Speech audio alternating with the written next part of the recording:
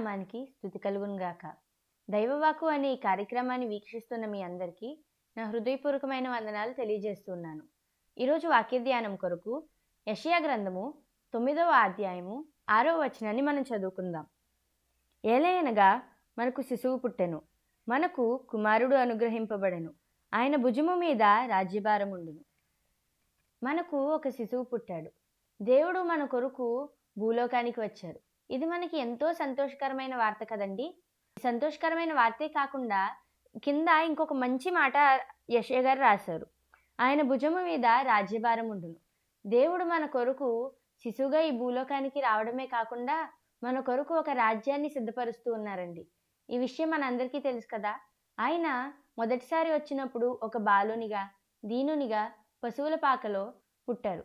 అయితే ఆయన మళ్ళీ వచ్చినప్పుడు ఒక రాజుగా రాబోతున్నాడు. ఈ భూలోకాన్ని ఏలడానికి రాబోతున్నాడు.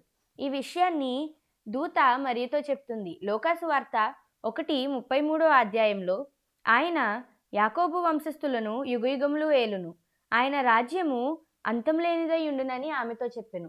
యేసుప్రభు వారి రాజ్యానికి అంతం లేదండి. His kingdom is an eternal kingdom. ఈ భూలోకంలో ఎంతోమంది రాజులు ఉండొచ్చు, ఎన్నో ప్రభుత్వాలు ఉండొచ్చు, కానీ ప్రతిదానికి ఒక పాయింట్ తర్వాత ఒక ఎండ్ అనేది ఉంటుంది. ప్రతిదానికి ఒక అంతం ఉంటుంది. కానీ యేసయ్య రాజ్యానికి అంతం లేదండి. ఆయన రాజ్యము అంతం లేని రాజ్యము. ఆయన రాజ్యాన్ని కోసం మన బైబిల్లో చాలా విషయాలు రాశారు. అయితే అందులో ఆయన రాజ్యంలో ఆకలి దప్పికలు ఉండవని, ఎప్పుడు సంతోషం ఉంటుందని రాశారు. ఎప్పుడు సంతోషం ఉండే ఒక ప్లేస్కి వెళ్ళాలని ఎంతమందికి ఆశగా ఉంటుంది? ప్రతి ఒక్కరూ ఆశపడతాం ఎప్పుడు ఆనందంగా ఉండే ఒక ప్లేస్కి వెళ్ళాలని.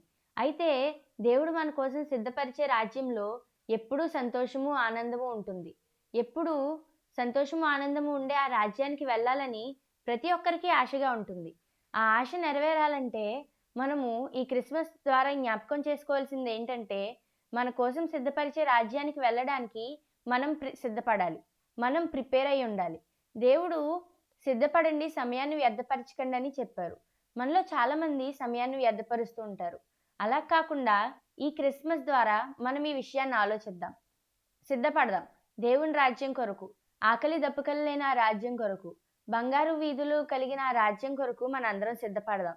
దేవుడు మన కోసం ఎన్నో రమ్యమైన గృహాలను అక్కడ సిద్ధపరుస్తూ ఉన్నారండి. ఆయన మరలా వచ్చే సమయానికి మనందరం సిద్ధపాటు కలిగి ఉండాలి. దేవుని రాజ్యం కొరకు ఒక ఎదురు చూపుతో, ఒక సిద్ధపాటుతో మనం వేచి ఉండాలి. ఈ లోకము మనకి శాశ్వతం కాదు, కానీ ప్రభువు సిద్ధపరిచిన లోకము శాశ్వతమైన లోకము. ఆ లోకం కొరకు మనం ఆశ కలిగి ఉండాలి. మన ఆశ అంతా ఎప్పుడు పరలోకాన్ని చూస్తామా అన్నట్టుగా ఉండాలి. బంగారు వీధుల్లో ఎప్పుడు నడుస్తామా, ఆయన సిద్ధపరిచిన గృహాల్లో మనం ఎప్పుడు నివాసం చేస్తామా అన్నట్టుగా మన హృదయం ఉండాలి. పరలోక సంబంధులం గనుక భూలోకంలో ఉన్న వాటి మీద ఆశ కాదు, కానీ పైనున్న వాటి కోసం ఆశపడాలి. పైనున్న ఆ రాజ్యం కొరకు, మన కోసం సిద్ధపరచబడుతున్న ఆ రాజ్యం కొరకు ఆశపడాలి. అయితే మనమొక్కలమే ఆ రాజ్యానికి వెళ్ళటం కాదు, కానీ మన స్నేహితులను, మన బంధువులను కూడా తీసుకువెళ్ళాలని ఒక ఆశ, ఒక తపన కలిగి ఉండాలండి. Christmas is all about sharing gospel. Christmas అనేది సువార్తను ప్రకటించడానికి దేవుడు నియమించుకున్న గొప్ప ఆయుధం లాంటిది. కాబట్టి మనము ఈ క్రిస్మస్ ద్వారా ఎంతోమందికి సువార్తను, దేవుని రాజ్యం కోసం సంబంధించిన ఈ వార్తను, మనము వెళ్తున్న దేవుని రాజ్యానికి వారిని తీసుకెళ్లాలనే ఒక తపనతో, ఒక భారంతో మనం వారి కోసం ప్రార్థించి ఈ సువార్తను అందరికీ తెలియజేయాలని, ఈ రాజ్యం కొరకు మీరందరూ సిద్ధపడి ఉండాలని ప్రార్థిస్తూ నా మాటలు ముగిస్తున్నాను. ప్రార్థించుకుందాం. స్తోత్రం స్తోత్రం మహాపరిశుద్ధుడు ఘనమైన దేవా, నీకు వందనాలు, స్తోత్రాలు, స్తుతులు తండ్రి. ఈ రోజంతా మమ్మల్ని ఎంతగానో కాచి కాపాడి భద్రపరుస్తూ ఉన్నందుకు నీకు వందనాలు తండ్రి. ఉదయకాలపు వేళ తండ్రి నీ సన్నిధిలో ప్రార్థిస్తున్నాం నాయన.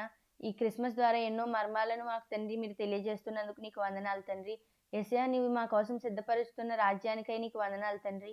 ఈ వీడియో చూస్తున్న ప్రతి ఒక్కరూ నీ రాజ్యంలో ఉండడానికి తండ్రి గొప్ప భాగ్యాన్ని వారికి దయచేయమని అడుగుచున్నాం తండ్రి. యేసయ్యా, వారు ఒక్కరే నీ రాజ్యంలో ఉండడం కాదు కానీ తండ్రి యేసయ్యా, వేరే వాళ్ళ స్నేహితుల్ని, బంధువుల్ని కూడా తండ్రి యేసయ్యా నీ రాజ్యంలో చూడాలని ఒక తపన వారికి దయచేయమని అడుగుచున్నాం తండ్రి.